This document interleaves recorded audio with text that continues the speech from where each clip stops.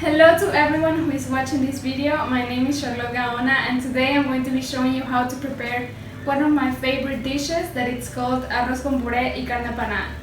This is a typical dish from Guayaquil and it's acclaimed and very famous, especially because it's easy preparation ingredients.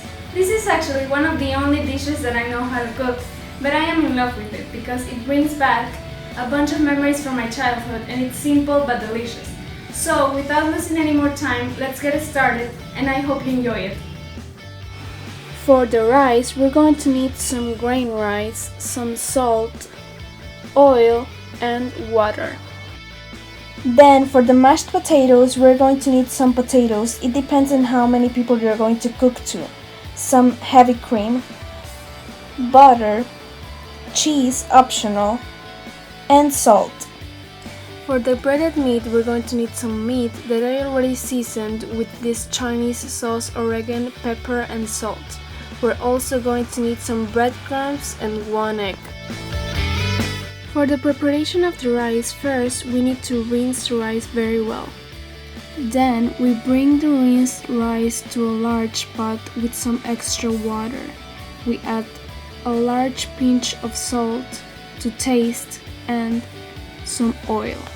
Then we stir everything together with a wooden spoon. After that, we bring the pot to a simmer, then high heat and cook covered until the water is absorbed. Now, for the mashed potatoes, we are going to start by peeling the potatoes previously washed with a knife. After we're done peeling all the potatoes, we are going to wash them very well.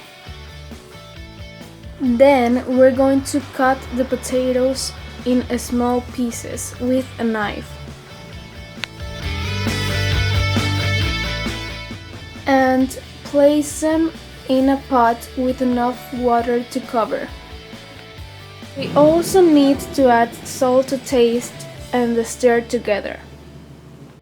Then we have to bring the pot to a simmer with medium heat and wait until the potatoes are soft enough to mash. While the potatoes are cooking, we have to check if the rice has absorbed all of the water. Then, with a rice paddle, we have to fluff it, lower the heat, and let it sit for a bit more.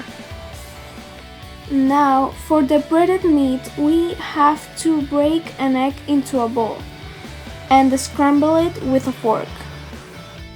Then we have to pour the breadcrumbs into a large plate with enough space for the meat. Now, here comes the fun part.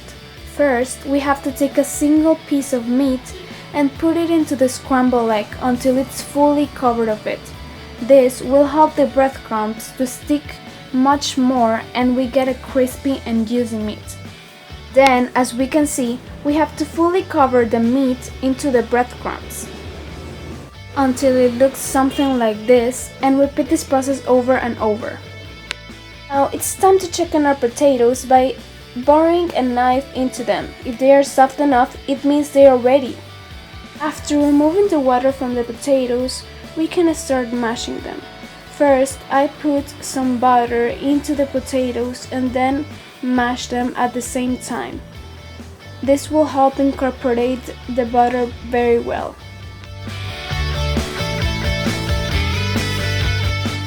Until it looks something like this.